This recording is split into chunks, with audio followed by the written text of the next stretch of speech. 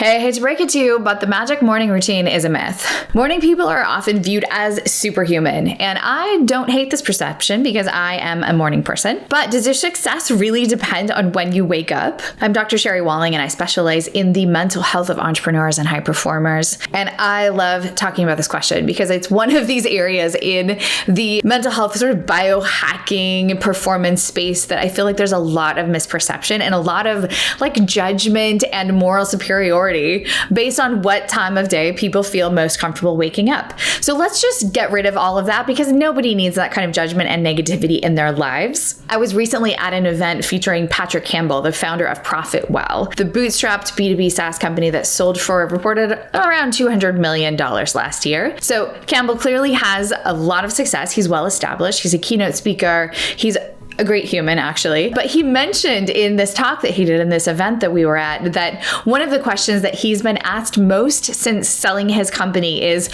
what's his morning routine? And he chuckles about this because it's sort of this way to try to reverse engineer his success based on what time he wakes up. The somewhat ironic answer to this question is that he wakes up whenever he feels like it and sort of shuffles right to his computer and starts working. So not much time for cold plunging in there, not much time for the 5 a.m. wake up. That's not the strategy that he used to work toward his success. Covering the morning habits of successful people is kind of this subgenre of service journalism. Everyone loves the 10 things highly successful people do every morning, or maybe there's the 8 inspiring morning routines, and at least one CEO I know wakes up at 3 a.m. So if you're feeling cynical, there are probably headlines like, I wake up before you do, 9 reasons why I have a brand new Tesla. I'm a psychologist for entrepreneurs, and the preferred morning routines of innovative people, successful people are varied. Many force themselves to try magic mornings at least once, waking up super early, eating only kale, journaling, cold plunge, sauna,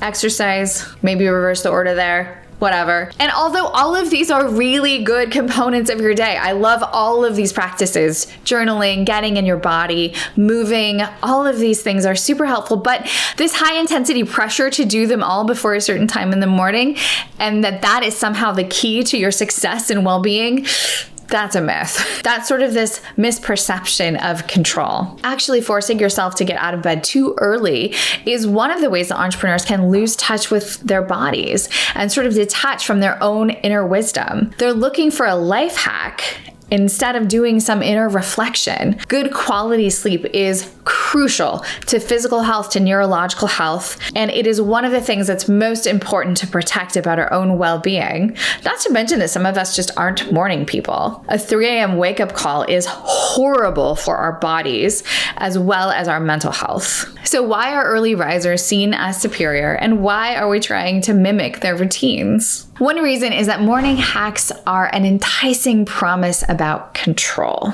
Linking mornings to company exits and early retirement is this myth that makes us believe that if we do all of these things in just this way, we'll have this outcome. And of course, entrepreneurs love that kind of story. We want to know that the things that we're building have the best possible chance of success. Startup fields can feel really random, and there's an unknowable combination of luck and timing that leads most people to success. So it's only natural. It makes sense to crave some kind of control in the story. Being able to do something like setting an alarm clock makes us feel like we're contributing in an appreciable way to our outcome, to our success in the end. All of this pressure on morning hours is a misdirected attention. The secret isn't mornings, it's knowing your body. It's having a positive and collaborative relationship with your body. High-performing folks are known to burn the candle at both ends, to sacrifice sleep.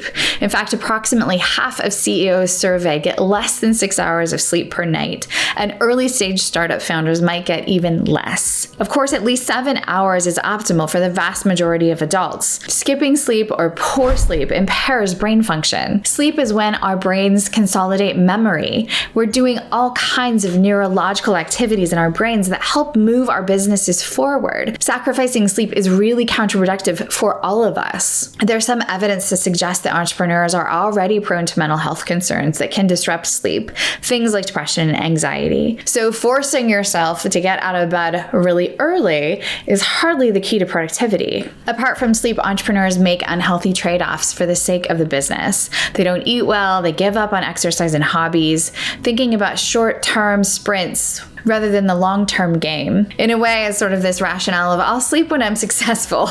I'll sleep after I've had my exit. I work with clients to help them redevelop a relationship with their bodies. Nutritious meals, meditation, journaling, everything else on the morning life hack checklist is great advice.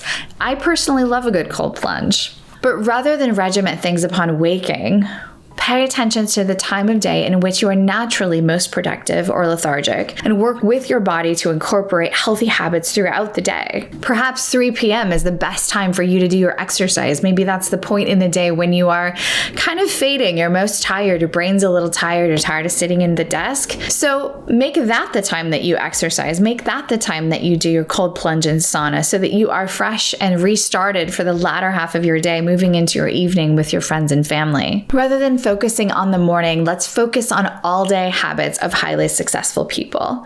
So many entrepreneurs that I talk with are still feeling really bound to like an 8 to 5 work day when there's really no reason that their work happens during that time. We're not working in a factory, people. So if you feel more accomplished responding to emails first thing in the morning, do that first. Head to the gym midday and approximate the magic morning routine at noon. You can take those same practices but spread them out throughout the day in ways that best serve you. There's also something to be said for variety. You might get bored of the sunrise journal breakfast workout cycle. Entrepreneurs especially crave stimulation and novelty, so mixing up your routines according to maybe the seasons of the year or each quarter. Maybe you design a different workout schedule, morning routine for yourself. Some seasons, maybe when it's summer and it's light much later, you might feel inspired and energized to work later in the evening, in which case, sleep later in the morning.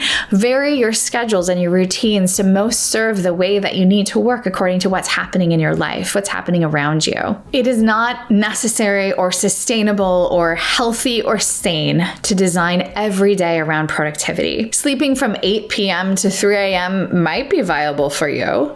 Or if you prefer an 8 p.m. dinner reservation, that's okay too. Evenings are often best for social activities and family time. Early mornings can be lonely and dark. Our bodies have clocks with circadian rhythms that respond to light as signal to wake. We all have a little bit of a different rhythm in how our bodies like to sleep and wake. So knowing your own body is what's most important. The thing I really want to hit home is that one morning routine won't work for everyone. Research into chronotypes or behavioral manifestations of circadian rhythms suggests that some people are born night owls. If we try to live out of sync with these clocks, our health likely suffers and we don't get that restorative rest that we really, really need for our brains. My husband Rob and I are sort of living antidotes for these opposite chronotypes. I like to get up early, make my protein shake, go for my walk, be outside, do my workouts. My body wakes up really naturally at like 5:30 or 6 a.m. as soon as the sun is up. An ideal morning for my dear husband starts about 10 after he's stayed up late like a college student. His body also happens to need a little bit more sleep than mine. So the different pacing and rhythms of our sleep cycles, we've had to adjust our family life so that we both get a little bit of what we need. We're both entrepreneurs, we're both pretty successful, and Rob as a night owl has had wonderful successful exits. So he's certainly not missing out on anything by not doing his 5 a.m. cold plunge. I really like Patrick Campbell's philosophy. He told the audience that he wakes up at his leisure and eats whatever is around whenever he's hungry. I will confess to being one of those morning people who in the past has had a little bit of moral superiority about being a morning person. But stories like Patrick's and Rob's and good old-fashioned science have sort of put me in my place, only to help me realize that the variations in rhythms and in where our energy is at a given point of day are much more important to focus on than the hour on the clock when we wake up. Stay in touch with your body and find a routine that works for you, that will leave you with the most energy, the most creativity, and hopefully ultimately the most entrepreneurial success. If you have a favorite morning midday, or evening routine, go ahead and share it in the comments. I'm sure it can be beneficial to other people. Thank you so much for subscribing to the channel. Feel free to head over to ZenFounder.com for other resources to help you along on your entrepreneurial journey.